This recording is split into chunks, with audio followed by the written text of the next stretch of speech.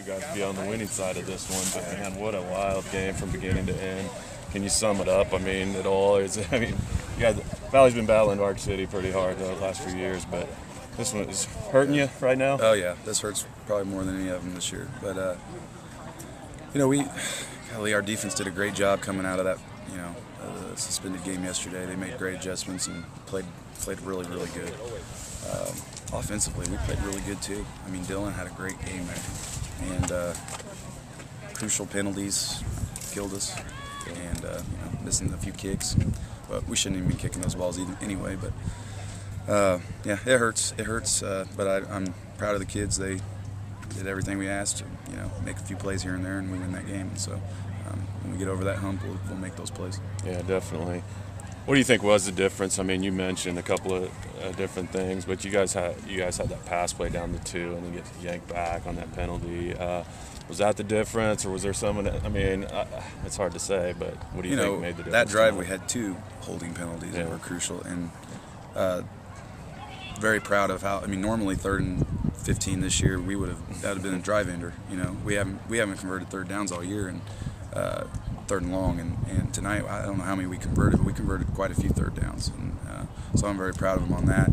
I don't know about the call. I guess I'll watch it on the film, but crucial, very crucial penalty, and then it put us in tough to make that field goal, because then that hurt our range. We were really close too, so a few plays here and there, a few catches, a few kicks, and we get maybe one of those plays and it's a different ballgame. Yeah, you're right. And I don't know whether the guy that got called with penalty, if he was he lined up on the right side where that play went, or no, I don't even know where that flag was. It was a backside tight end on that play, and really had nothing to do with the play. Yeah. I mean, it was one of those calls that you wonder why they are even looking over there, but yeah, it is what it is.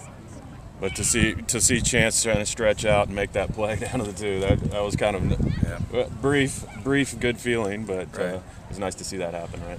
Yeah, I mean that's a tough play. Chance made it was a great throw and a great catch by Miles and Chance. And, hopefully we'll start getting a little bit of luck go our way.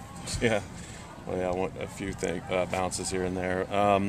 Well, Coach, I know that the kids are probably would take it hard on this one, particularly how close it was and how drug out it was and stuff. But right.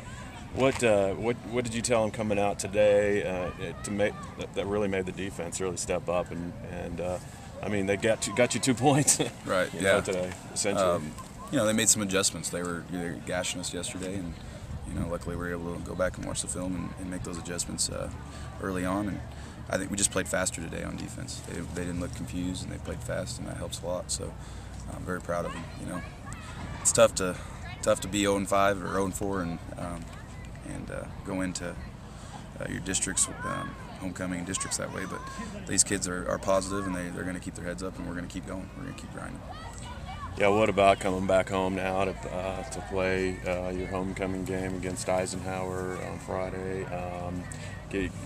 After a loss like this, what's it going to take to kind of keep the kids up and keep them going? And these are great kids. That's not going to be a problem. We had a great week of practice this week, and I assume we'll have the same practice next week. The only bad thing is we're a little 1 day behind now. So instead of having a 2-week break, we're 1 day behind. But Eisenhower's a good football team.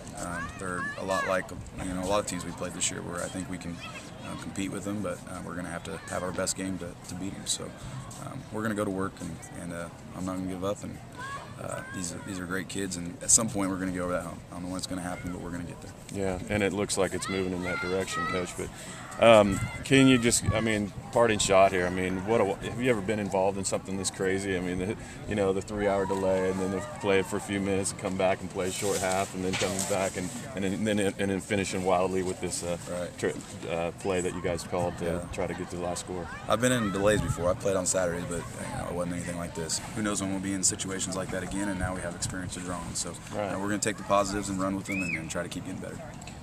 Can you talk about your dual quarterback system a little bit? We really haven't touched on that much. Are there any particular situations where you see Miles in or as opposed to Dylan, or just kind of like the change up there? No, I just whatever's working for us, whatever we're feeling. Dylan had a good flow going tonight. Obviously, if we need to throw the ball deeper, Miles has a stronger arm. But besides that, it's just whoever's in a better groove and the situations, but it also, by changing it up, it allows both of them to get a break when because they're both playing every play on defense. So it gives them that blow every once in a while. Yeah, that's true. And talk about your receivers a little bit. A couple drop balls, yes, but a couple of guys really stepped up, Patrick and Caleb. I mean, you had some really nice receptions. And then, of course, your tight end, Jance. Yeah. But talk about the receivers and the work that they've been putting in and how important they are to your offense. Coach Dunham's done a great job with our receivers. He's very knowledgeable. And, if we were a spread team and we had that type of personnel, then we would probably be able to do that. And we got some guys that can catch the ball, but really what that does is it makes it tougher to defend our pounded game when we can spread it out. We ran about 13 different formations tonight, so that makes it tough to prepare for us, and gives us another option whenever we get into a situation where we need to drive the field the last 2 minutes. So, receivers did a great job tonight. Obviously we got to catch more balls, but we'll keep working with that too. So. Anything else? That's it. All right. All right. Good Thanks, job, guys. man. Appreciate it.